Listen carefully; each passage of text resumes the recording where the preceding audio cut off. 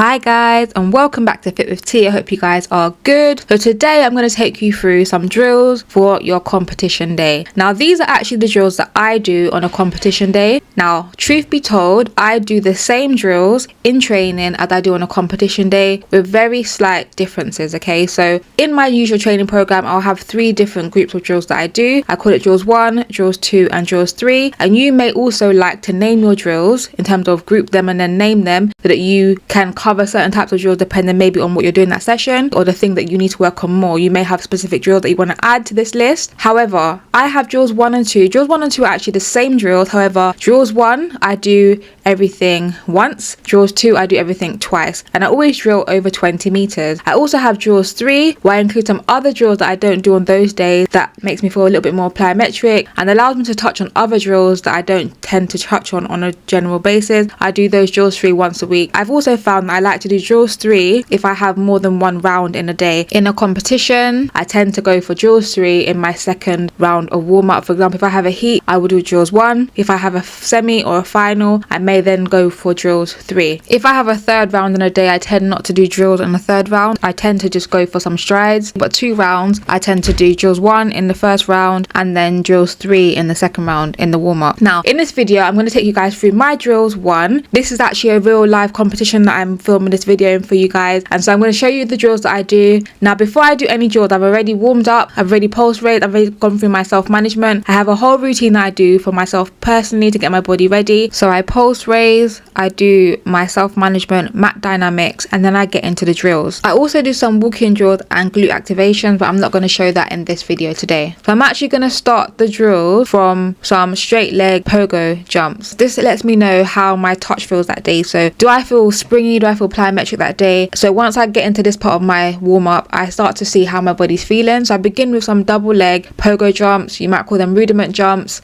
Straight legs, dorsiflexing the feet. So I do 40 of these taps in a row. If I am in a place where I'm feeling my Achilles a little bit, I may reduce the number. It depends on the day. So similarly, you might reduce the number, you may reduce something, change something depending on where your body is at any present moment. But in general, I will do 40 of these double leg pogo jumps. So next I move on to A skip. Now if you haven't checked out my video about the A skip and the B skip, I encourage you to check that out. Now in this video and at present, I am simply doing the regressed version of the A skip. In my full drills 1, I will do the formal A skip, the formal B skip, as well as the regressed A skip and the regressed B skip. They give me different feelings, so I like to do both of them. Because at points I felt my Achilles, I've gone back to just doing the regressed version. It puts less pressure on my Achilles, and so at present my drills 1 only includes the regressed version. So if you don't know what I'm talking about with regards to the A skip and the B skip, then make sure to check out my A skip and B skip video that I mentioned before. Following on from the regressed A skip, I do the regressed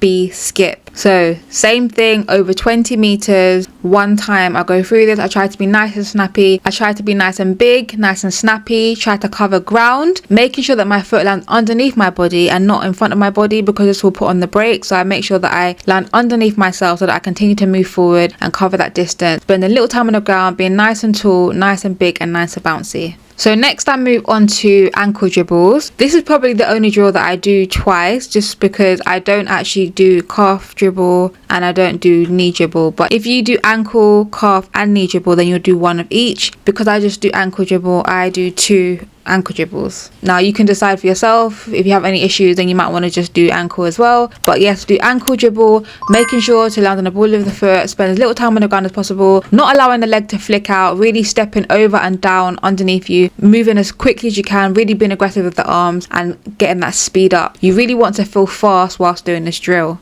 Next is straight leg scissor bounds. Now even though I've said I do them 1 time generally on a race day, it really does depend on how you feel, but I like to conserve as much energy as possible. And usually because I've done a pre-meet, my body feels pretty good on a race day. But actually on this particular day when I'm recording this video, I was actually extremely tired, but I felt quite good in the drills. Now straight leg scissor bound, dorsiflexing the feet, really driving that foot back down underneath you and being really aggressive with the arm, driving that elbow towards the sky and the hand down past your hip pocket. Again, check out my drills video if you want more information about how to perform the drills properly. So I only have 2 drills left after straight leg scissor bound. I do fast foot A, so that is almost an ankle dribble into a calf dribble into a knee dribble with one leg. So I do 120 meters on the right side, 120 meters on the left side, and I just really aim on really being quick with the recovery of the heel and driving that foot down, again making myself feel fast.